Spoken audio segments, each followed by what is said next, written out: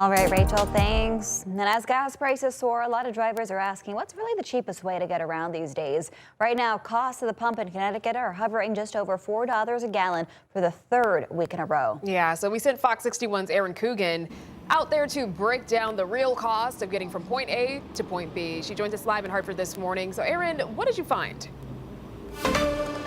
Yeah, well, as you guys were mentioning earlier, those extra couple of dollars that you're putting in the tank each week, it's adding up quicker than you think, especially if you're not just commuting a couple miles around town. We broke down the numbers to compare the costs of public transit versus independently driving, and those costs might surprise you. So for a baseline, we took a trip from the capital city to New Haven, just under 40 miles one way. So if you're starting with driving, let's say our car averages 25 miles per gallon. With Connecticut gas prices today sitting at $4.02, that single round trip commute is going to cost you about $12.95. Now compare that to say a bus or a train. For a single day on CT Rail, a round trip commute is going to cost you $17.50 or $8.75 each direction. A single day bus pass across the 5 zones it takes to get from Hartford to New Haven will run you $12. But the real savings come if this is a regular route you take for work and are planning to make the trip several times a week. Take a look at this breakdown. To drive the same round trip route every single day for a week, it's going to cost you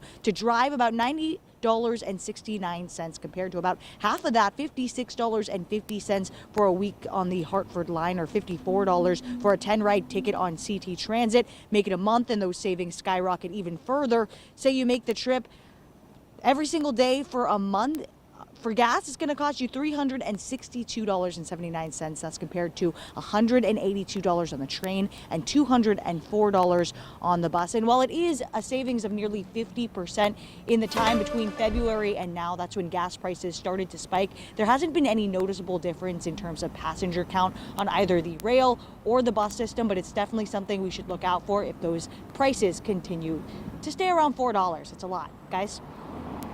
Is Erin, and for those looking to ride the rails, what does the train schedule look like for people right now?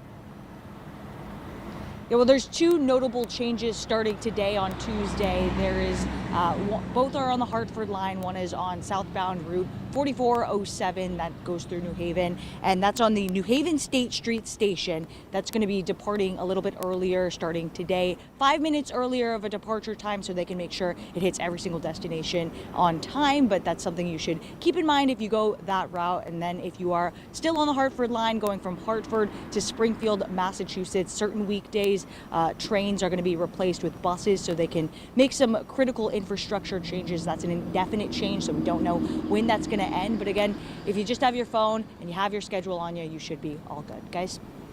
With demand up, it should be interesting to learn how many people are taking advantage of those train and bus options with the price of gas just so high. Erin, thank you so much.